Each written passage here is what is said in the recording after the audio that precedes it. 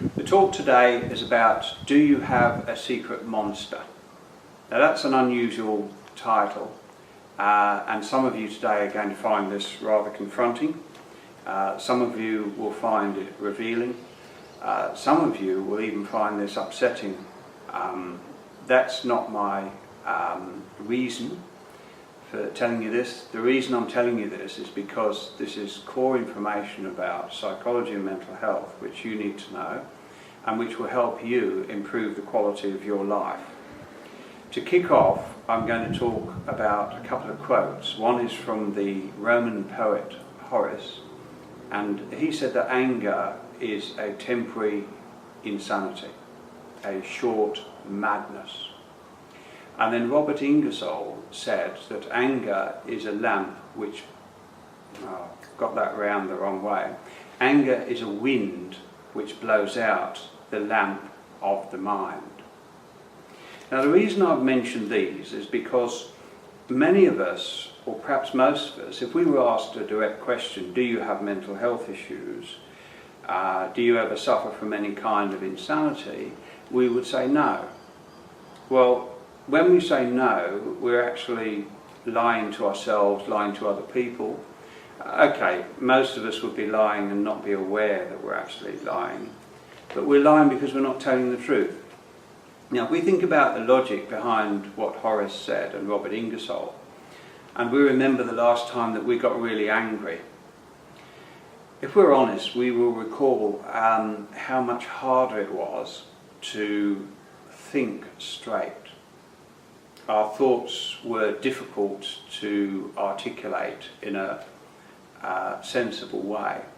And very often we said things, we did things, we behaved in ways which we deeply regret, if we're honest. And we also said, did stuff which we would probably admit that we wouldn't normally say, or we didn't really believe. So in other words, what I'm saying to you now is look at your own logic. Your own logic, your own life experience will tell you that what the Roman poet Horace, now of course he lived, 2,000 odd years ago, and Robert Ingersoll said is actually correct. That when we get angry, we can suffer from a form of insanity. Which brings me to the issue of stigma for mental health issues. People who have mental health issues often suffer from stigma in the workplace, in their day-to-day lives. They suffer from discrimination and so on. Now, to a degree, I can understand why that occurs, and one of the reasons it occurs is because when you have certain mental health issues, they can impact upon your ability to do a job properly, to socialise, to do all kinds of things in life and do them properly. And other people find that type of behaviour inconvenient, difficult, a nuisance, whatever. Some people find it very, very threatening.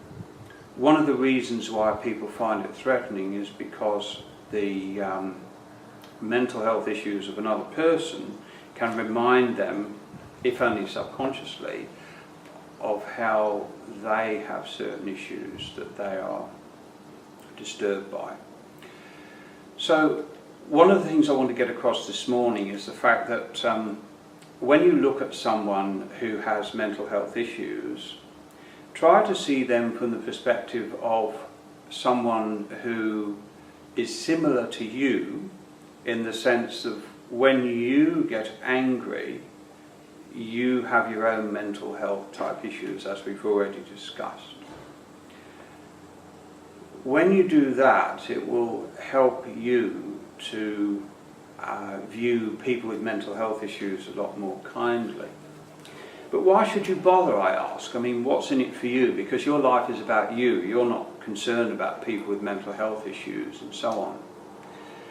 Well, one of the problems with that attitude, stigmatising people with mental health issues, is that it hinders the person from recovering.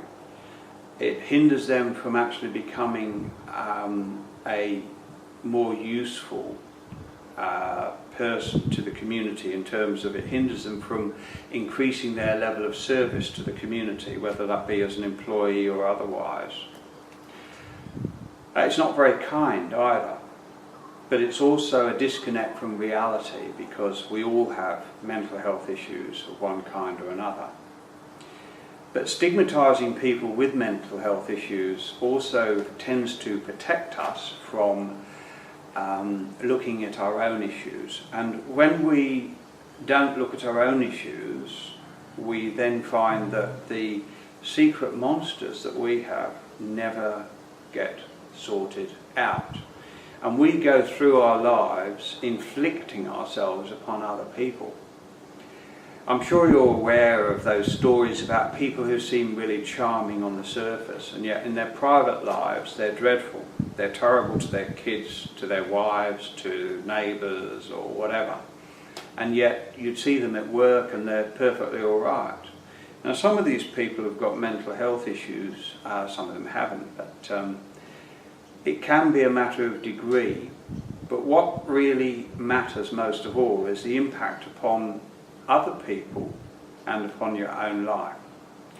So if we come back to the issue of the secret monster, what's that all about? Well, that's what's lying in your subconscious, your deep subconscious mind. So if you have a stimuli that makes you angry, notice the words makes you. If you have a stimuli that makes you angry, and then you have a kind of uncontrollable rage, well then of course you're back in the zone of Horace and Robert Ingersoll, where anger is a wind which blows out the lamp of the mind. Now, those issues will continue to trigger until you deal with the subconscious issue, which I'm referring to here metaphorically as a pet monster that lies deep within your psyche. So what I want to do is finish off today by giving you some hope about the situation. First of all, we need to know and acknowledge that we've got some problems, we've got issues, whether it be minor issues with anger, medium, large or whatever, or whether we've got other issues. Everybody has got some kind of mental health issue. Mental health issues are nothing to be ashamed of, though I do know that they can generate a lot of shame. I know that because I had a very, very bad start in life, extremely bad, and I had severe mental health issues when I was young. People who knew me back then wouldn't know me today. I'm a very different person. I've reached the stage where I'm personally extremely glad and grateful for my terrible experience. And the reason why that is primarily because of the stuff I know today, the deep peace and joy that I know today, and the deep sense of love and connectedness that I feel today. Now, back in the day, I suffered greatly from mental health stigma, and it hindered me, it hurt me, I felt ashamed as well. The thing is though, is that I overcame my problems, and it's beyond the scope of this video, but I did that primarily because of two factors, one of which was healing my deep subconscious of issues. So what I want to encourage you today is to have hope that there is a solution to your issues, and to know that the solution, a big part of the solution, lies in fixing your subconscious. We've all got those subconscious issues. So the real question isn't about whether or not somebody has got mental health issues. We all have.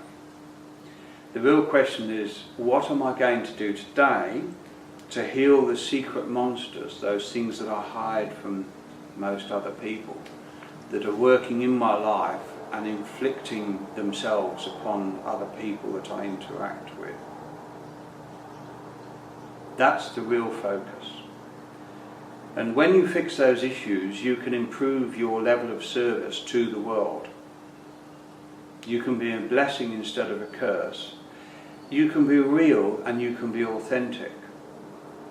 So it's time to stop looking at everybody else out there, and it's time to start looking at me. And I'll finish off by saying this. I had really severe mental health problems. Today, I consider myself to be one of the luckiest people in the world because of the experiences I've had, particularly to do with the positive end of the spectrum. And I've reached the stage today where I help business people, executives, top sports people. I even help mental health professionals overcome their problems. So it is possible to go from a state where you have severe mental health problems right to the other end of the scale. But you won't get there if you've got stinking thinking.